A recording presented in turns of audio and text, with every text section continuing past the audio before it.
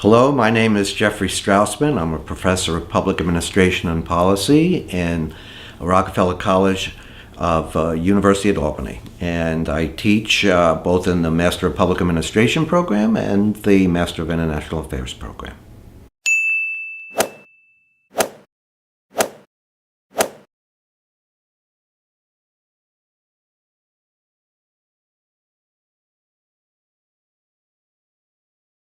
The real reason why you should be in the public management class is that all students in the Master of International Affairs program are going to work in an organization. And I like to be optimistic. I like to say within a short period of time, they're actually going to be managing people. Doesn't matter what organization they're in. They can be in the public, private, not-for-profit sector. If they are successful within as short a time as 5 years, they're going to manage people. And they're going to be doing tasks that require management not only of people, but of data, of ideas, and they're going to be negotiating, they're going to be collaborating, they're going to be developing budgets, they're going to be spending budgets. These are all part of management. And it doesn't matter actually whether one is working in a domestic agency or an international agency or a not-for-profit organization. Management is going to be applicable to all of those settings, and all of our students are going to be in that position. They may not realize it when they're in that class, but it's going to happen.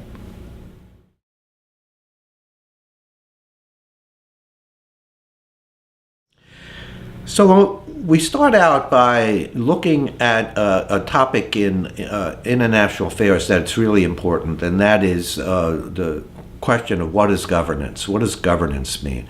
And the reason why we do that in this class is that it's important for students to kind of situate organizations within a broader conceptual framework, which is the governance framework that involves not just the public sector, but the not-for-profit and even private sectors.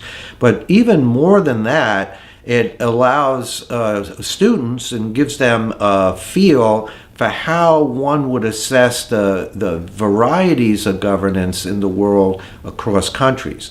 Now, the reason why that's important is that some students are going to be in the position of actually making funding decisions based on the concept of governance and whether governance is getting better or not in particular countries, especially if they're in an organization that's a donor organization, a U.S. government agency or an international organization. So that's how we start. What is governance?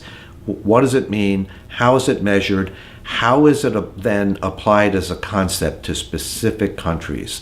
And then from there, we look at different elements of management challenges, such as collaboration. What does it mean for organizations to collaborate with one another in order to achieve a particular objective? A good example of that is in the news every day now, having to do with the disasters that are happening all over the world. And when our students graduate, some of them are going to be working for some of those organizations. They might be working for a large international organization that's doing disaster relief operations in a particular country. They don't do it alone. They have to negotiate with other organizations. So learning the concepts of the negotiation and how to work through that collaboration across organizations, public and private and not-for-profit, is very important. So that's a part of this course. And then a third part of the course is trying to understand how programs are designed and when they are designed, what are some of the obstacles for implementation of those programs? We use some language that sounds like jargon, but the example that I'm going to refer to is called target compliance. And it'd be nice to be sitting in Washington and come up with a nice program that you're going to fund that's going to involve, say, inoculations in rural India, funded by the United States government. But how do you know that that program is actually going to be effective? That people who it's designed to affect are actually going to take advantage of that program. And when it turns out that the compliance is less than ideal, why is that the case? That's a subject that is included in this public management course. And I think it's important because students are going to be in a position of either funding programs like that, receiving funding in the context of an international organization, for example, international not-for-profit organization, or evaluating the effectiveness of programs like the one I just described.